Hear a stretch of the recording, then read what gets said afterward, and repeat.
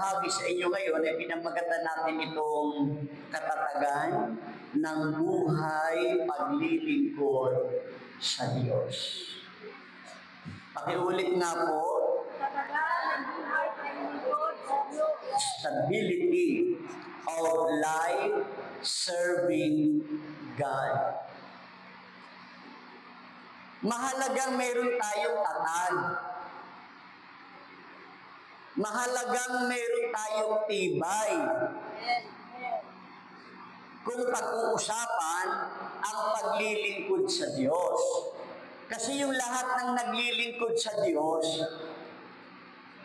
ginigiba yan ng mga pagsubok.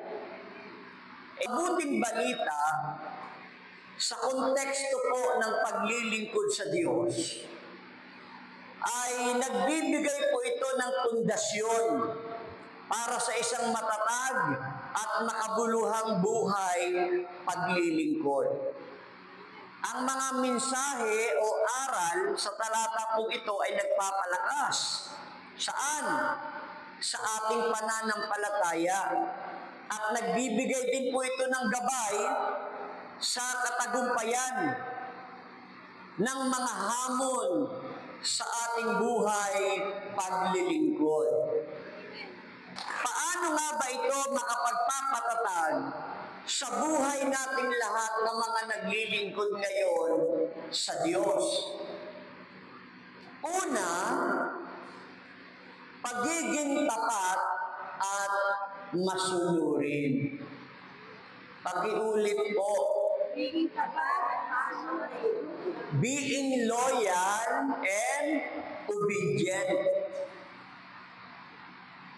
Itong una na ito, magbubukas sa atin sa katotohanan na magiging matatag ka kung magiging tapat ka at masunurin. Isa sa mga alagad, umalis si Judas sa piling ng Panginoon at sa piling ng kanyang mga kasamang naglilingkod. Ang tawag dito ay pagtataksil. Naging taksil si Judas. Ulitin ko, ito po ay nagpapaalaala sa atin na mahalaga ang katapatan kung pag-uusapan ang paglilingkod sa Diyos. Ang pagiging tapat sa Diyos at sa Kanyang salita ay nagbibigay ng patnubay at lakas sa mga oras ng pagsubok. Purihin ang Panginoon. Makikita natin yung ginawa ni Judas, dapat pala tayong lahat, kung tinawag tayo ng Diyos, pinili tayo ng Diyos, at nilagay tayo sa katungkulang makapaglingkod sa Diyos, ang katatagan na dapat tinataglay mo, dapat loyal ka. Dapat tapat ka. Dapat masunurin ka. Kapag ikaw ay may katapatan, kapag ikaw ay marunong sumunod, papatnubayan ka ng Diyos at bibigyan ka niya ng lakas na harapin ang lahat ng mga pagsubok at tiyak yun, ikaw ay magtatagumpay. Purihin ang Panginoon. Ang sabi po sa Hebrew chapter 10, verse 22 hanggang 23, kaya't lumapit tayo sa Diyos ng may takot na kalooban at matibay na pananalig sa Kanya. Lumapit tayong may malinis na budhi, sapagkat nalinis na ang ating mga puso at nahugasan na ng dalisay na tubig ang ating mga katawan. Magtakatatag tayo sa ating pag-asa at huwag mag-alinlangan sapagkat tapat ang nangako sa atin. Purihin ang Diyos.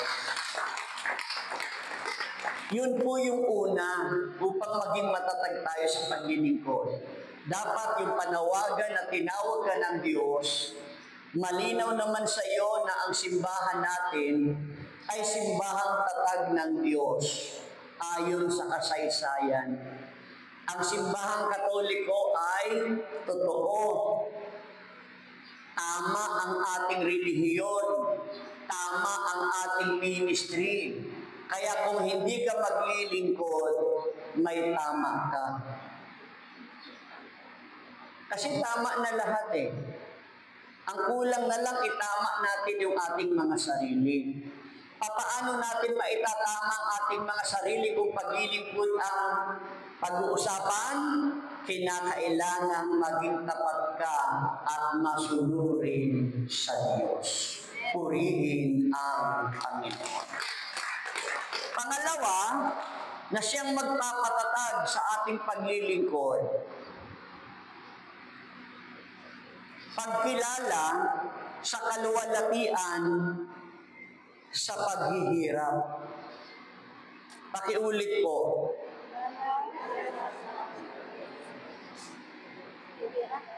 Pagkilala sa kaluwalhatian sa paghihirap.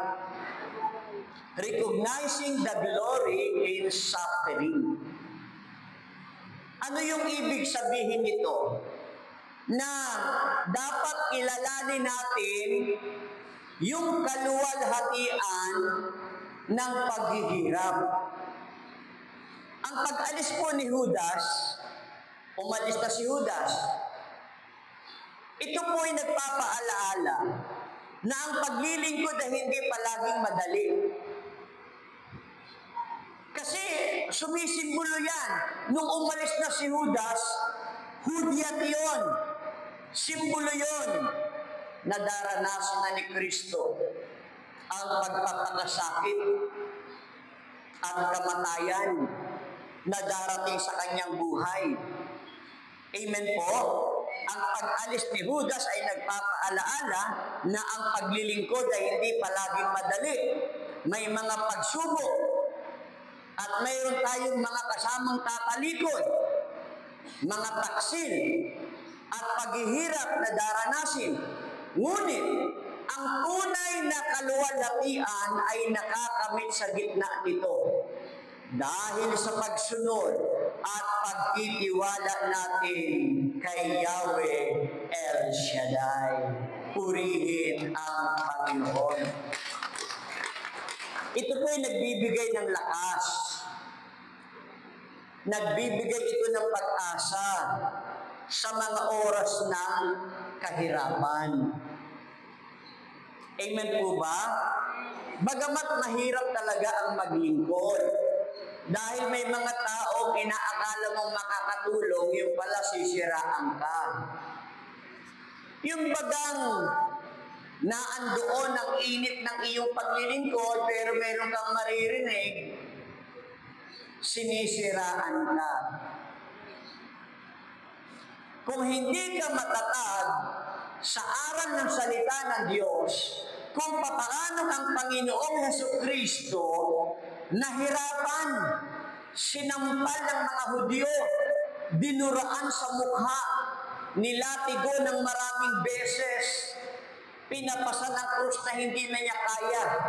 Yung kanyang hirap at iisip, kung ating titignan, mahirap man ito sa paningin ng tao, subalit sa ganitong kalagayan, nahahayag ang kaluwalhatian ng Diyos.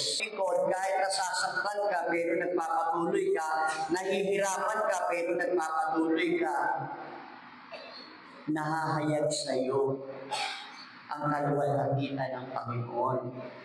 Ang sabi